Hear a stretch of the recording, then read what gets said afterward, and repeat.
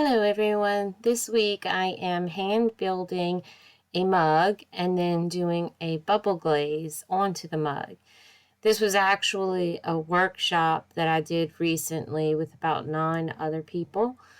The first step is that I make the handle. Whenever you take the ball of clay in your hand, kind of roll your hands with it, but don't force the clay down. Kind of let gravity do its work to get a cone shape on the clay.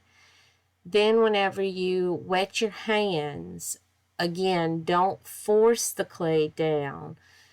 Use the water and gravity to allow the clay to pull down on its own. So you just give it a little tiny bit of pressure whenever you're pulling the handles, not much, and let gravity do the work and make sure it's an even amount of pressure. Don't put more pressure at the top and then less pressure at the bottom. And as soon as you feel any spots that are kind of thicker than others, then you really need to start over. Once you have your handle, just pinch the clay at the base and then you can shape the clay. I suggest over shaping the clay while it sits to dry. That way, whenever it does dry, the clay tends to expand. And so once it's dry, it'll be right at the shape that you want. Now on to building the mug itself. I have a template. You can find templates online for different shapes. This particular template, I've tested it and I like the way that the shape is and the size of the mug.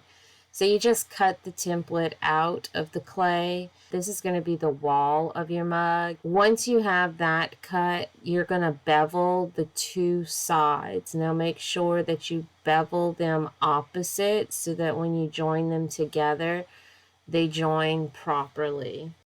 At this point, I use a cone shape to help with forming the mug. I score and slip the two beveled edges and I attach it. The cone shape form helps because this mug is actually shaped where the bottom is smaller and it tapers up to a wider rim. So what I do is I put the two pieces together where they're beveled. I work the clay and smooth the clay with my hand and with the rib to get that seam out and to make sure that the clay adheres to each other.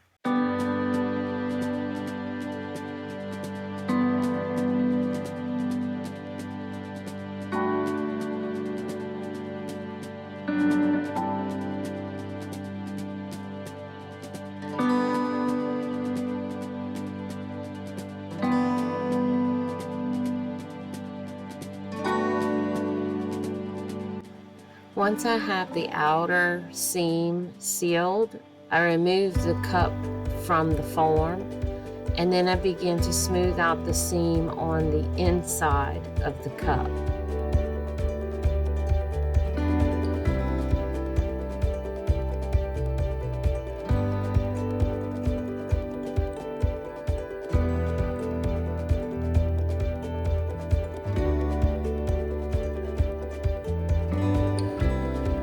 Once I have the cup shaped, I bring back the remainder of the slab that I had. I put the bottom of the cup on the slab and I kind of trace around the bottom and then cut it out. That way I have the bottom that I can attach to the cup. I make sure to score and slip, of course, and then attach the two together, both the cup and the bottom of the cup.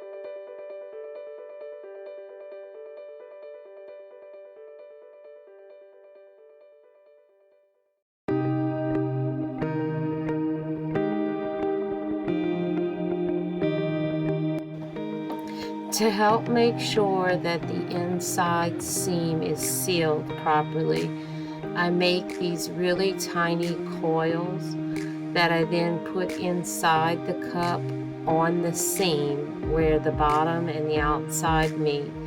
And I just work that clay together and smooth it out. This is just an extra precaution to help join the two seams together. I do this all around the inside of the cup where the bottom meets the walls.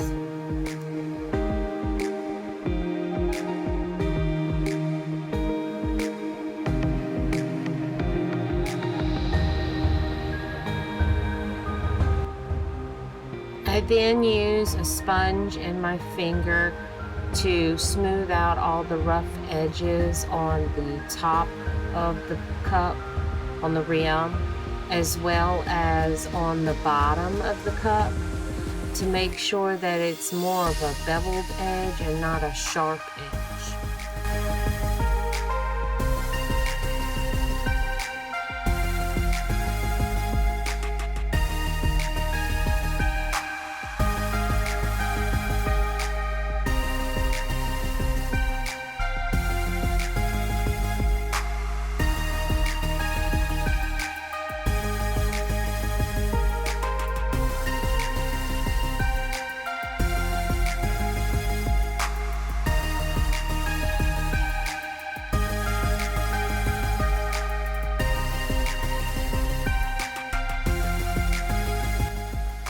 Now it's time to attach the handle. I'm going to make some small, very small coils to help with the smoothing out of the joints where the handle joins to the cup. This process is pretty normal. I measure out and cut the right spots on the handle to where it attaches properly on the cup. I then score and slip, and then I take the two coils and I put them around the joints and smooth the clay out to where it looks seamless.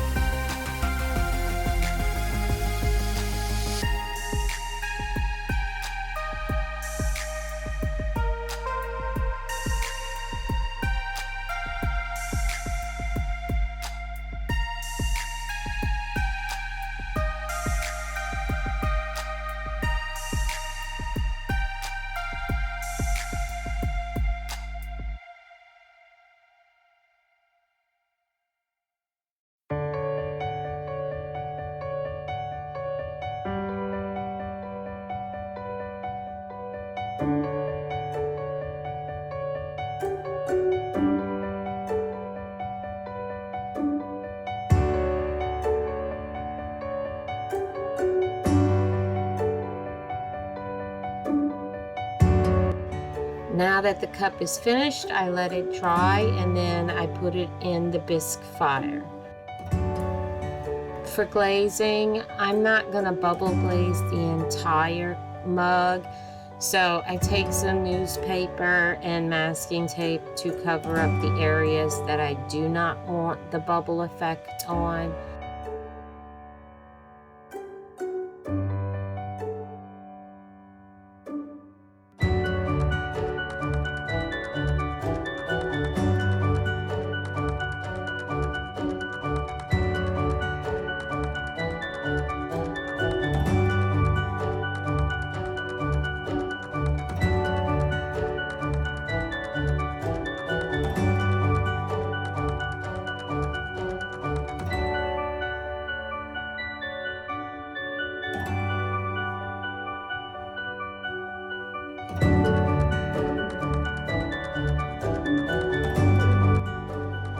I take 1 plastic spoonful of the underglaze. This is Mako Fundamentals Bluegrass. Then I pour about 2 spoonfuls of some distilled water. It needs to be distilled. And then I put a little bit of Dawn dishwashing soap and I mix it very thoroughly. If you don't mix it very thoroughly, it can become uneven. Once the mixture is done, I just put the straw, kind of tilt it a little bit, and then start blowing the bubbles out. It is a fun process, and when you do it on bisqueware, you can always wipe it off if you don't like the way that it looks and you want to try a different color. At this point, I just take the newspaper and the tape off, and then I begin my glazing.